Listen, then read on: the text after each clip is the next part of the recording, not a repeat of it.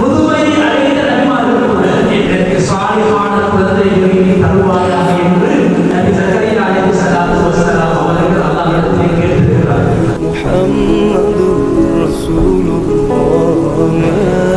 எல்லா பெற்றோர்களுக்கும் பொதுவாக பிள்ளைகளுடைய எதிர்காலத்தை பற்றி ஒரு பயம் இருக்கு. பிள்ளைகளுடைய எதிர்காலத்தை இரண்டு விடயங்களை வைத்திருக்கிறார். என்னுடைய நிகழ்கால வாழ்க்கைதான் பிள்ளைகளுடைய எதிர்காலத்தை வைக்கும். சந்தேகமில்லாத வருமானம் ஸல்லல்லாஹு அலைஹி வஸல்லம் ஒரு மனிதன் தன் கையினால் செய்கின்ற கைத்தொழில் என்று சொன்னார்.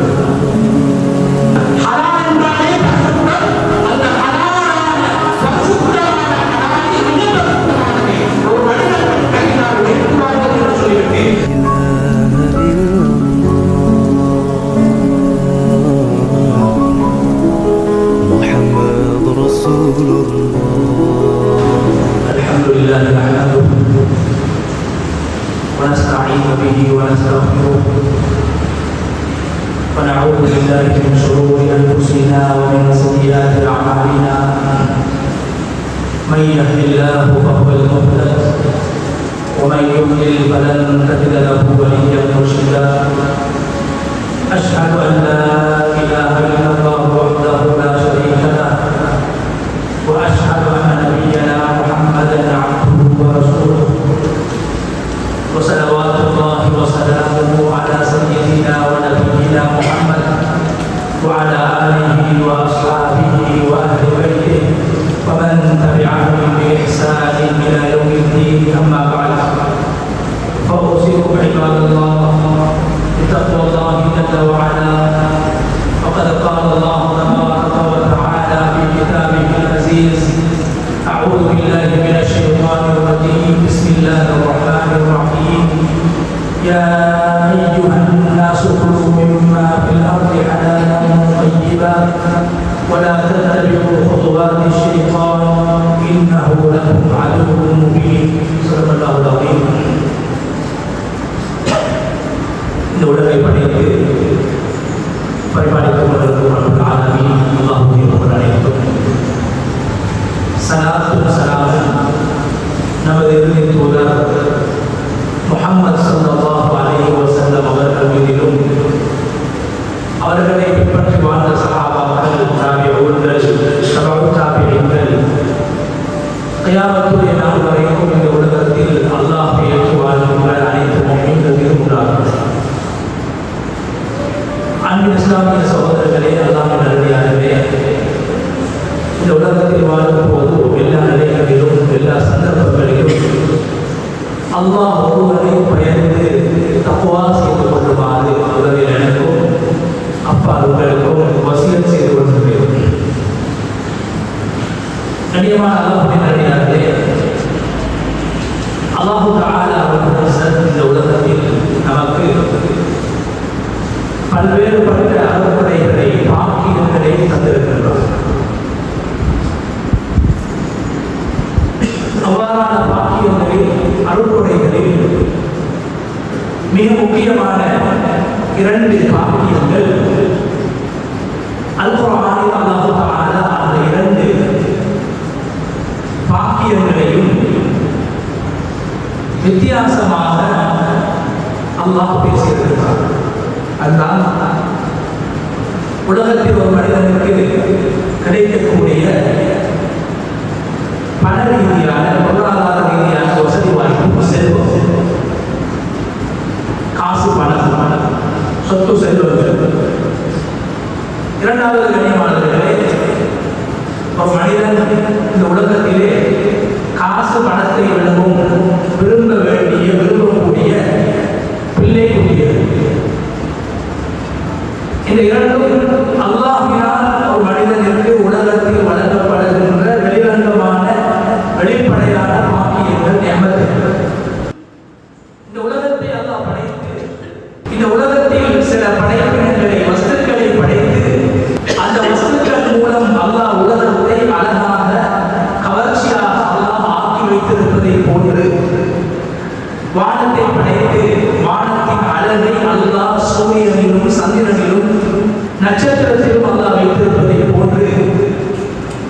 பூமியை அல்லாஹ் படைத்து இந்த பூமியில் மரங்களையும் மலைகளையும் நதிகளையும் பூக்களையும் அல்லாஹ் படைத்து இந்த பூமியை அழகாக வைத்திருப்பதை போன்று மனிதனுக்கு இந்த உலகத்தில் கொடுக்கப்பட்ட இந்த உலக வாழ்வு ஹயாத்து துன்யா, இந்த உலக வாழ்வின் அடையாளத்தை, இந்த உலக வாழ்வின் அழகை, கவர்ச்சியை அல்லாஹ் குர்ஆனில் பேசுகின்ற போது கனிமானவர்களே, அல்லாஹ் இரண்டு நிஅமத்துகளை சொல்லி இந்த உலகத்தின் அழகை அல்லாஹ் வர்ணித்துக் கொண்டிருக்கிறார்.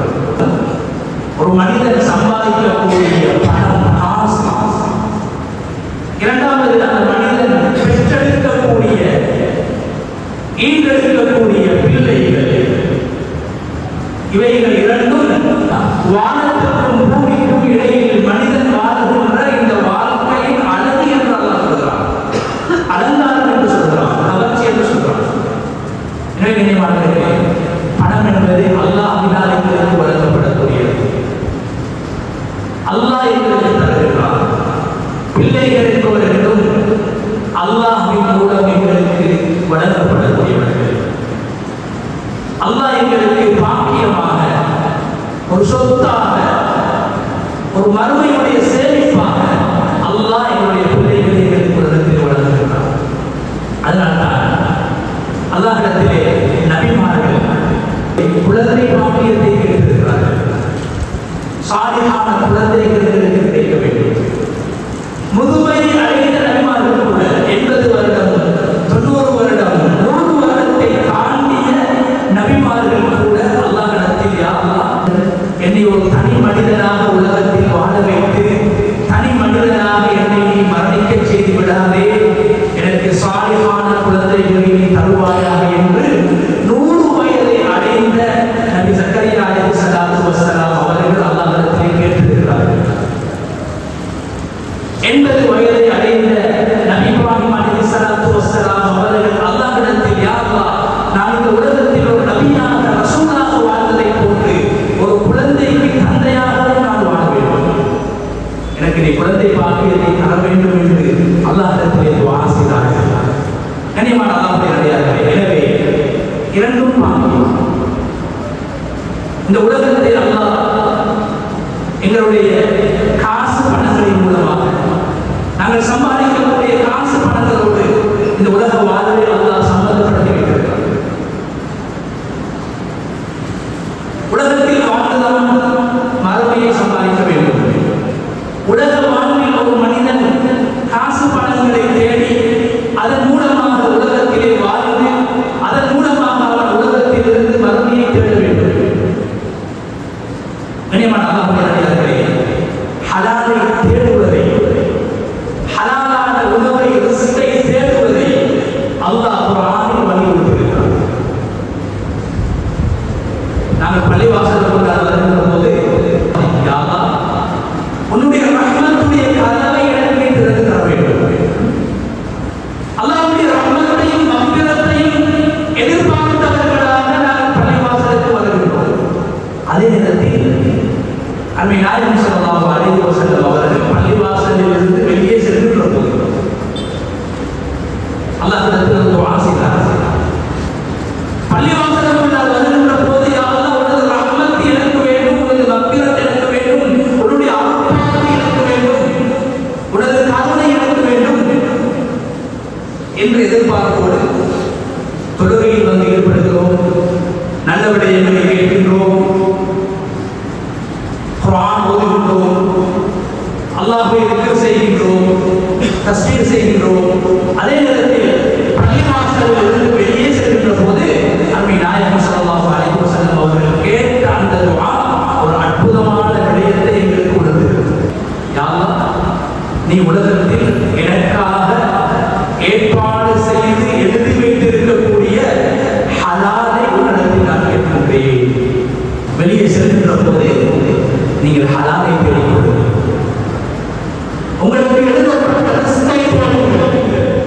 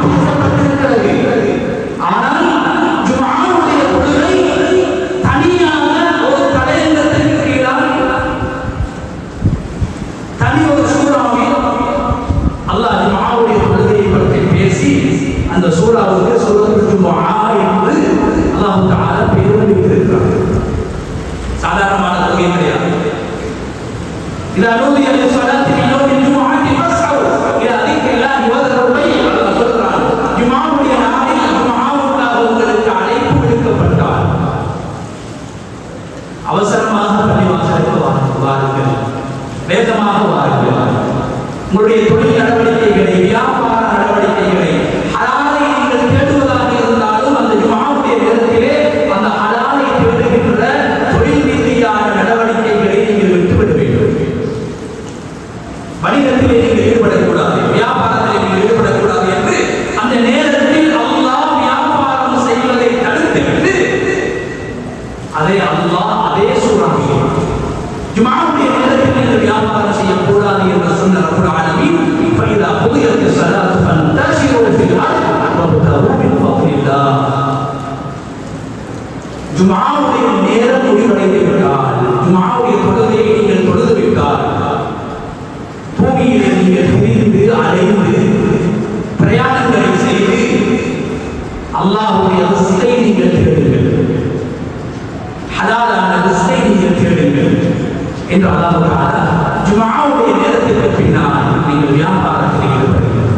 ஜும்ஆவுக்காக பள்ளிவாசலில் வேகமாக வந்த நீங்கள் ஜும்ஆவை முடித்ததற்கு பின்னால் பூமியில் அலைந்து திரிந்து நீங்கள் ஹலாலை தேடுங்கள் என்று அல்லாஹ் தஆலா குர்ஆனிலே கட்டளையிட்டிருக்கிறார். கனிமானவர்களே, எனவே ஹலாலை தேடுவதை இஸ்லாம் தடுக்கவில்லை, இஸ்லாம் வலியுறுத்தியிருக்கிறது.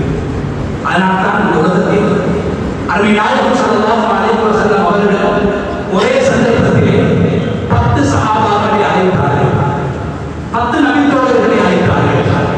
அவர்களுடைய பெயரை சொல்லி ஒவ்வொருவருடைய பெயரை சொல்லி அழைத்தார்கள். அழைத்து சொன்னார்கள், நீங்கள் ஒரு சொர்க்கவாதி, நீங்கள் ஒரு சொர்க்கவாதி, நீங்கள் ஒரு சொர்க்கவாதி என்று கண்ணியமானவர்களே 10 சஹாபாக்களை ஒரே சந்தர்ப்பத்தில் ஒரே இடத்திலே நபிகள் நாயகம் ஸல்லல்லாஹு அலைஹி வஸல்லம் அவர்கள் அழைத்து ஒவ்வொருவரும் சொர்க்கவாதிகள் என்று சாட்சி சொன்னார்கள். இந்த உலகத்திலே அந்த 10 சொர்க்கத்தை கொண்டு நன்மாராயம் சொல்லப்பட்ட அந்த அஷ்ரத்துல் முபஷ்ஷரா அல் அஷ்ரத்துல் முபஷ்ஷரூன் என்று வரலாற்றிலே அடையாளப்படுத்தப்பட்ட உன்னதமான அந்த 10 சஹாபாக்களில் 6 சஹாபாக்கள் அந்த காலத்திலே வாழ்ந்த தொழில் அதிபர்கள், அந்த காலத்திலே வாழ்ந்த செல்வந்தர்கள், அந்த காலத்திலே வாழ்ந்த பிரபலமான வியாபாரிகள். 4 பேர்கள் மாத்திரம்தான் அவர்களில் ஏழைகள், மற்ற 6 பேர்களும் செல்வந்தர்கள், தொழில் அதிபர்கள். ஏமானவர்களே, ஆனால் எந்த நோக்கத்தில் தொழில் செய்ய வேண்டுமோ, எந்த நோக்கத்தில் ரிஸ்கை தேட வேண்டுமோ அந்த நோக்கத்தை விளங்கி வியாபாரத்தில் ஈடுபட்டார்கள், தொழிலில் ஈடுபட்டார்கள், விவசாயத்தில் ஈடுபட்டார்கள், உத்தியோகத்தில் ஈடுபட்டார்கள். அருமை நாயகம் ஸல்லல்லாஹு அலைஹி வஸல்லம் கண்ணியமானவர்களே, முன்னே